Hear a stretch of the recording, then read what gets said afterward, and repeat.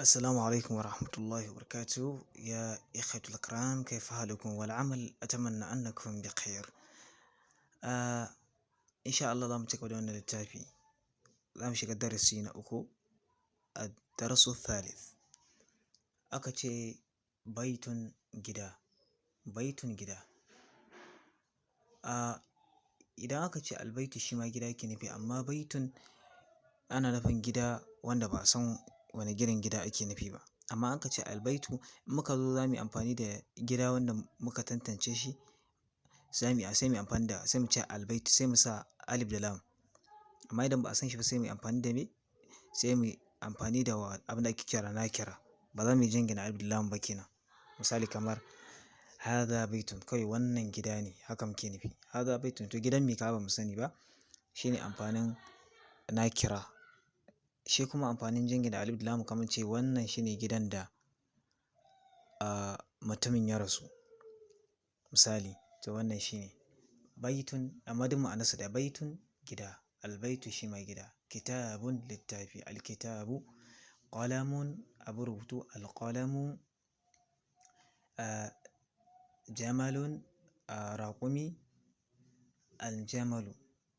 Alqalamu abin rubutu, a amsa aka ce alƙalamu maksurun, abin rubutun wato alƙalamin ya ɓalle. Albabu maftuhun, ƙofar a buɗe take. Alwaladu jalisun wal mudarrisu waqifun, ɗalibin na zaune malamin kuma na tsaye. Sai wannan rubutun na ƙasa gashi nan da aka jera daga ɗaya har zuwa wato 10. Aka ce alkitabu jadidun wal qalamu qadimun, littafin sabo ne abin rubutun kuma tsoho ne.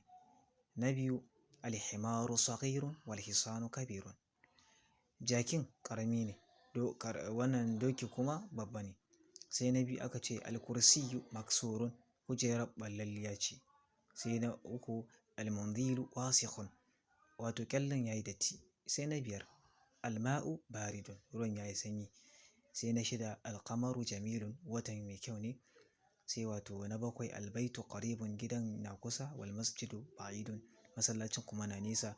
Sai na takwas alhajaru thaqilun, dutsen babba ne, kai mai nauyi ne. Wal waraqu khafifun, takaddar bata da nauyi. Sai na tara allabanu harun, madarar na da zafi ko ɗumi.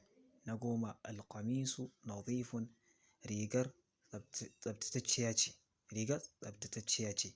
Alqamisu nadhifun. To wannan shine.